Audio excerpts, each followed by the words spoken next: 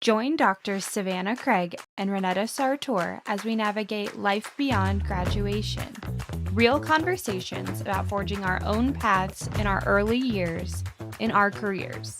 There's a reason it's called practicing dentistry. Hello, and welcome back to Beyond Graduation with Dr. Craig and Dr. Sartor. This week, we are talking about success and what success means to you in different aspects of your career and your journey and in life in general, in dentistry, and as it applies to, your personal life in general. So what do you think, Savanah? What does success mean to you? Oof. I think success at this point just means the freedom to do, whatever I want in practice, not whatever I want, but within reason in life and in practice. And, finally getting the freedom of controlling my own schedule. I've never not lived in an environment where I followed an academic calendar. So I think success is just being in control right now. What about you? Yeah, I think for me, early on success in residency or success in school meant, feeling confident in certain aspects, or I should say certain areas of dentistry, like, being able to do a crown and being able to do an onlay or crown lay. And then, you start setting higher expectations for those things. Like in school, in dental school, you have 3 hours to do it. So when you get in residency, you're like, okay, I want to try to half my time. And then as you go into, life after school and beyond graduation from residency and in dental school, you try to even not so much doing things fast, but just being more efficient and effective. But I think now it's kind of shifted from that because I'm like, okay, I'm comfortable with my efficiency in those areas. But now I'm more so how you are in terms of success. For me, it just means having freedom, having happiness, and like having peace. And, that's in my life personally, but also professionally. Yeah. Do you think it's because, success for our whole life was these checkpoints, pass the test, pass the competency, get into dental school, get into residency? I think it's hard to, I don't know, that's such specific, tangible things of success. And now success has a, I don't know, more broad term to it. Exactly. I think I'm not worried. Residency was a good transition from, I don't know, like I want someone to pat me on the back and say, you did it. You did a good job. And check the box. I love a checklist. You know that. So I think now it's having an internal guide of success, not an external one.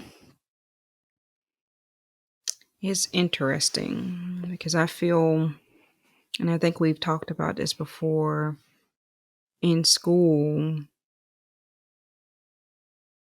we kind of get into a rhythm of, comparing ourselves to our classmates. Even if it, in the term of comparison, not so much in a bad way, but even just looking at each other's preps. Oh, okay, I like what you did with that. I like what you did with that. I think for me, at some point after graduation, it was the same thing when I would go to like conferences and see my classmates and everything. not so much from a negative standpoint, but what are you doing in your office? What are you doing a lot of? What do you like? What products are you using? Um, and I think early on, some of my success, I kind of looked at what other people were doing, but over time, I developed, like you said, my own compass of, okay, that's cool that they do things that way, but I think I'm gonna stick with how I'm doing it. Um, unless like something newer and a better technique comes out. Yeah. Yeah, do you think part of that is just, we're high achieving people. I mean, we're in a formal education environment for all of our formative years. So comparison is just what we're used to. hmm And I think because dentistry is the practice of dentistry, we never stop learning, Yeah. or that's the goal, to never stop learning. And so part of it is just not internalizing like what you are learning, in a sense of like letting it make you feel like you're less than or you're not doing it right, but just striving to do better so that you're the best that you could be for your patients. And I think that's what I've learned over the years along the way, to look at it in that standpoint and ask the questions of my friends and colleagues and go to the CE to get it. But that doesn't determine my success, or like if a procedure that I do on a patient fails, is not so much that I failed, Yeah. it's that the dentistry failed and figuring out why it failed Yeah. and how it could have been done better. That makes sense. I think another thing we've been talking about as residency comes to a close is this comparison with your friends who didn't go to dental school, or, there's this idea of, is that success? They've been working at least 4 more years than we have. And it feels funny to sort of be entering real life.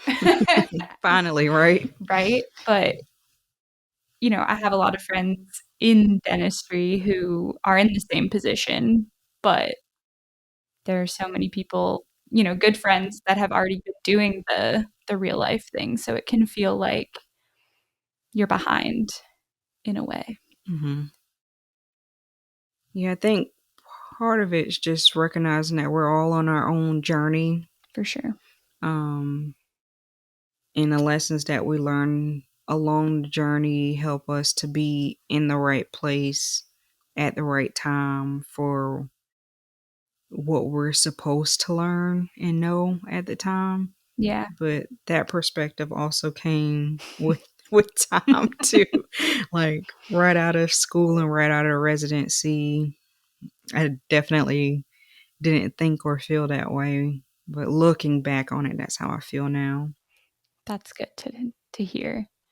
And I think, I don't know, holding both of those things of residency was the best thing I ever did, for my career and for myself, because I needed that year of transition and like challenge. But it is funny to look at my friends who are, already been in practice for 1 year and be like, oh, it must be nice to like be in a stable position and not like moving again and all of that. But, definitely I ended up where I was supposed to.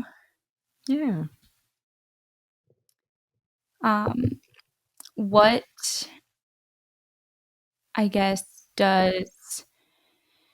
how has success and like what is enough sort of, I think with dentistry being lifelong learning and a lifelong practice, people go one of two ways where they're like, I must take all of this CE and do everything and know everything.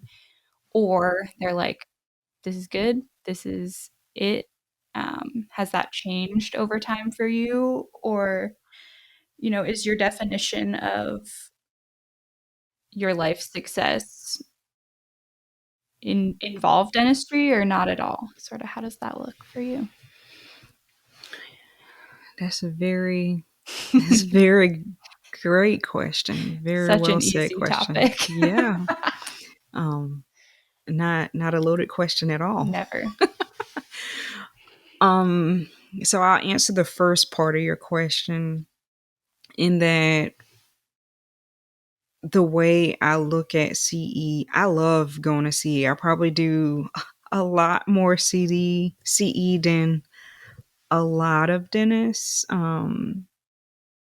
It's just an opportunity for me to learn something new, and I bring that back to my team and bring it back to the patients just to make myself a better provider, but to provide the best care for the patient too. When I was in dental school and in residency, that's the way I looked at the whole process of learning too. When I would study, I would try to learn it with that point in mind, not to just regurgitate